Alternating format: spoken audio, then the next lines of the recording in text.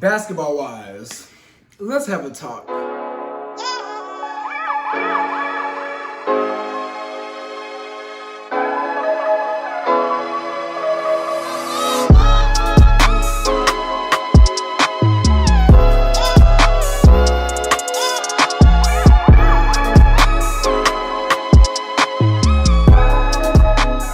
What's up, y'all? It's your boy Beasley here. Hope you all are staying cool, calm, and collected out there. Today, I want to talk to you guys about Basketball Wives. Now, I tried to watch this season of Basketball Wives, and I just couldn't bring myself to continue to watch this season of Basketball Wives. Right off the bat, I'm gonna tell y'all the show is done. I could not get through the first episode. The main thing that I took away from the first episode was Evelyn was very brown, like very, very brown. What are we doing here? This show is just, instead of trying to rectify and course correct the problems they created in the last two seasons, they're trying to renege on everything that happened, act like the people that were the gaslighters weren't the problem and the main issue was the person that was the victim. We're going to get into that. Instead of doing a full-on review, I'm just going to go down the list and talk about how I feel personally about each and every character. Full disclaimer, I love and protect Black women. We support Black women and women in general at this platform. However, throughout the course of this video, I may call somebody a bitch, a hoe, a Jezebel, a skeezer, a jive turkey. So if you guys aren't for women being disrespected and called their name, you can go ahead and maybe click off. I don't know, but we're going to go ahead and get into this video, shall we? So starting off, I want to talk about Tacky Jackie. Jackie. Y'all, Jackie is... Y'all, you know, the crazy thing about Jackie is she started out as the villain. She started out as the person that everybody hated, mainly because, for one, she was labeled as a terrible mother. She was labeled as the first person as being a colorist on the show before people really even addressed colorism like that. And then for two, she was just crazy. Like, Jackie was just insane. And somewhere along the lines of season 7 or 8, there was like a shift in the universe and everybody was team Jackie, including me. Like, everybody is now like just on Jackie Christie's side. Everybody loves Jackie. And to keep it all the way 100, the show would have been canceled without her. Like, she is just a consistent clown to watch. And she just brings joy to me whenever she's on my screen. Now, granted, she was a terrible mother to her older daughter. She was a colorist and such. And she did have a lot of issues with not only holding herself accountable, but like really just recognizing her faults. But y'all, Jackie is just likable. Like, I don't know what it is about her. She's just crazy as all hell. Crazy as all get out. But Jackie just has a redeeming it factor about her. And I just can't even put it on paper, like what it is about her. I mean, she can't really even dress. She be squeezing herself in these terrible tacky ass outfits, and she gets away with everything that she has done throughout the whole entire history of this show. But overall, I love watching her on my screen. Now, I will say she does get on my nerves because she is always trying to like play the middle ground between both teams.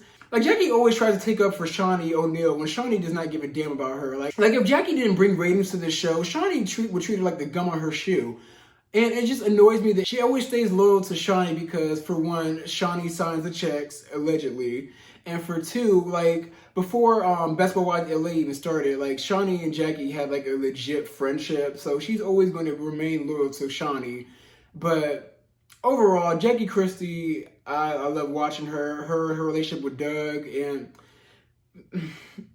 her alleged bisexual relationship with Doug. I mean, you cannot tell me that Doug isn't a part of the pegging community. Like, that's just my observation. That's just what I see. That man has been penetrated. But overall, Jackie, I love Jackie Christie. She is just, just a A-class clown. Now, moving on to Jennifer. Jennifer may be full of shit and her breath may be stank, but I love Jen. Like, Jen is one of my favorite characters. Jen is an asshole. Let's keep it real. Jen is a complete A1, grade A asshole. But For one, I love her for like shallow purposes. I love the way she dresses. I love her fashions.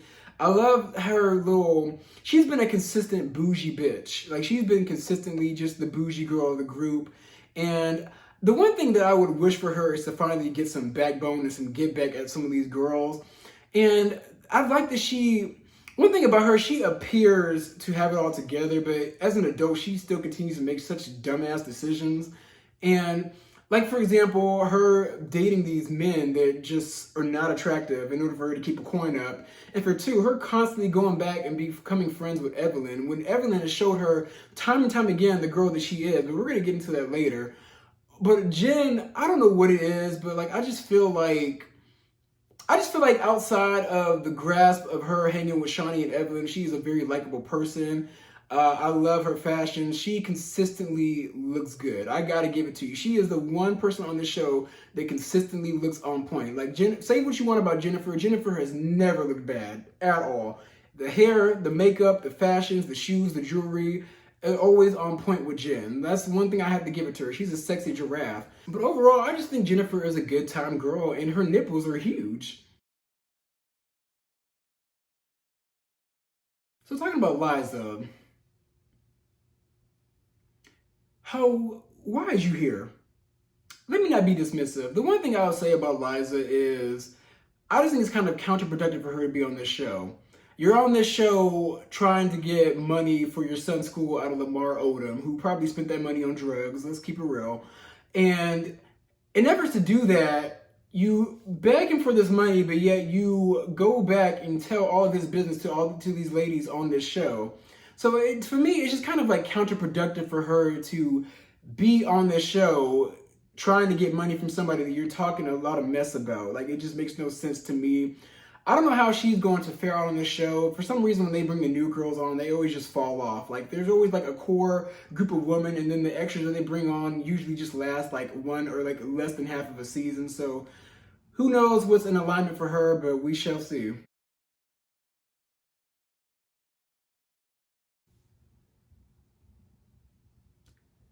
Where did they get this hoe from? The halfway house?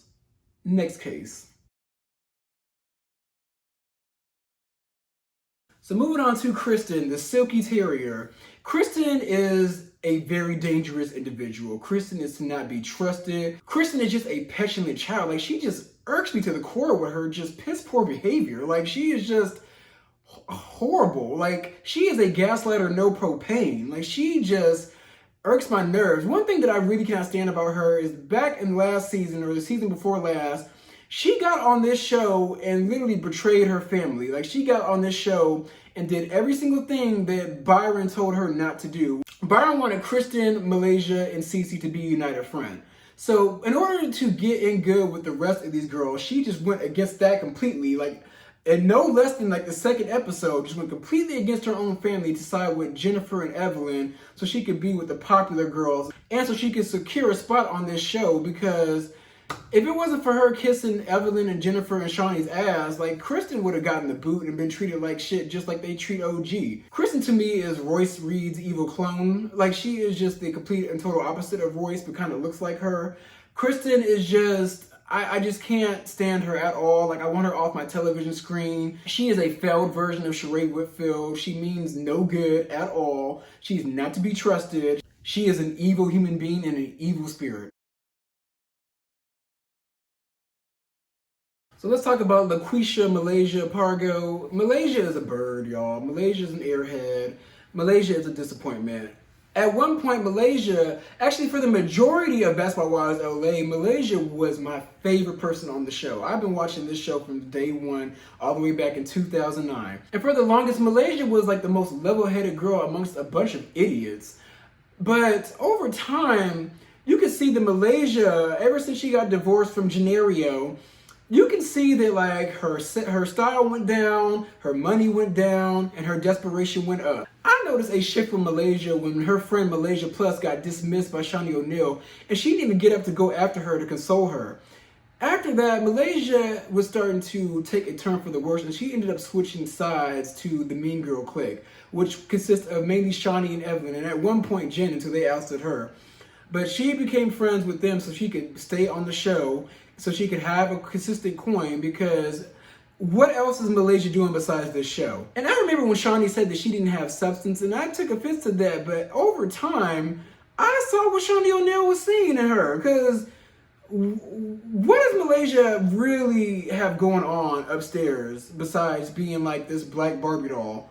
Like really, like Malaysia really does not have much depth to her at all, and she doesn't know how to think for herself. I really would like Malaysia to get back to who she was back in the first 2 seasons of The Real Housewives.